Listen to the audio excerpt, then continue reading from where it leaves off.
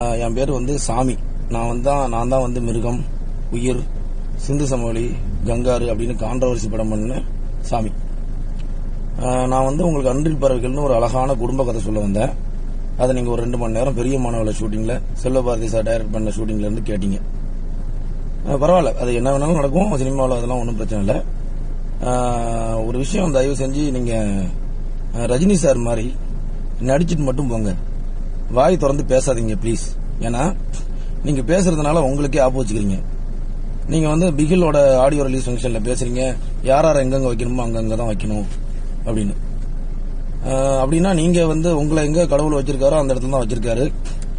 உண்மையாவே நேச்சரும் கடவுளும் இல்ல நேச்சரும் இந்த ஆல்மைட்டியும் யார் எங்கெங்க வைக்கணுமோ அங்கங்க தான் வைப்பாரு.